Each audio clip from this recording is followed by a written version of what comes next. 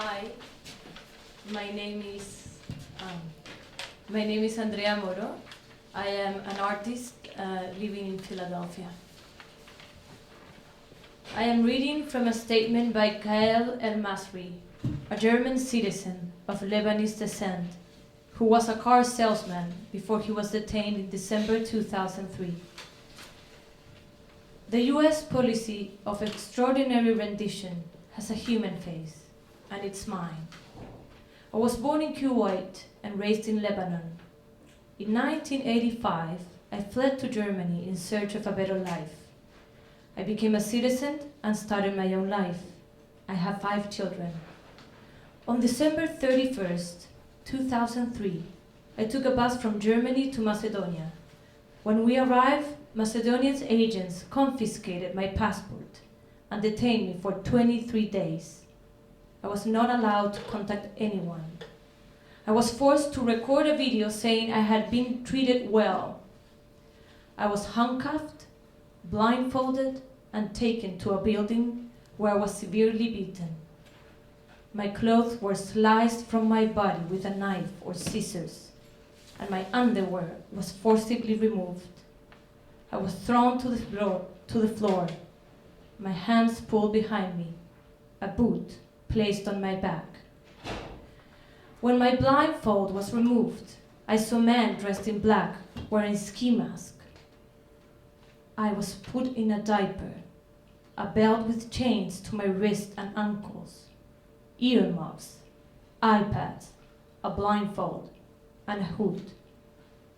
I was thrown into a plane, my legs and arms spread-eagled and secured to the floor. I felt 2 injections and became nearly unconscious. I felt the plane take off, land, and take off. When we landed again, I was beaten and left in a dirty and cold concrete cell with a bottle of putrid water. I was taken to an interrogation room where I saw men dressed in the same black clothing and ski mask as before. They stripped and photographed me and took blood and urine samples. I was returned to the cell. The following night, my interrogations began. They asked me if I knew why I had been detained. I did not. They told me I was now in a country with no laws, and did I understand what that meant? They asked me many times whether I knew the men who were responsible for the September 11th attacks, if I had traveled to Afghanistan, and if I associated with certain people in Germany. I told the truth, that I had never been in Afghanistan and have never been involved in any extremism. I asked repeatedly to meet with a representative of the German government, or a lawyer, or to be brought before a court. My requests were ignored. In desperation, I began a hunger strike. After 27 days without food, I was taken to meet with 2 Americans, the prison director and another man referred to as the boss.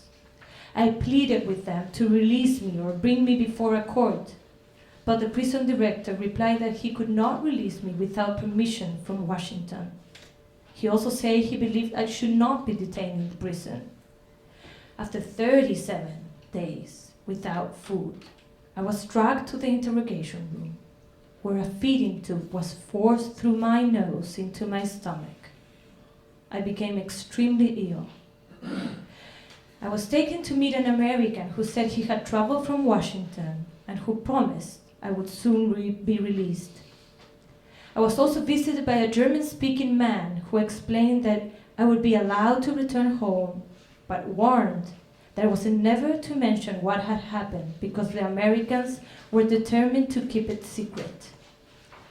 Almost 5 months after I was kidnapped, I was again blindfolded, handcuffed, and chained to an airplane seat. I was told we would land in a country other than Germany, but that I would eventually get to Germany. After we landed, I was driven into the mountains.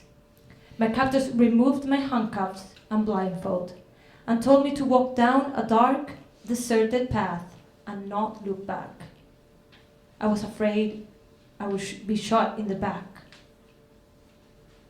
I turned a bend and encountered 3 men who asked why I was illegally in Albania. They took me to the airport, where I bought a ticket home. My wallet had been returned to me. I had long hair, a beard, and had lost 60 pounds. My wife and children had gone to Lebanon, believing I had abandoned them. We are now together again in Germany. I still do not know why this happened to me.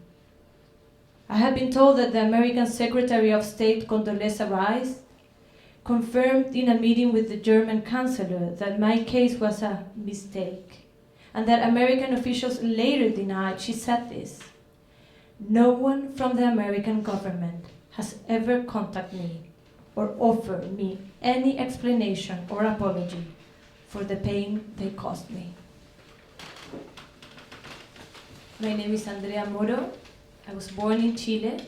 I believe it's important to reckon with torture because it just cannot happen. Humans cannot impose such violence into other humans. It's brutal, savage, cold-hearted, and it needs to stop happening.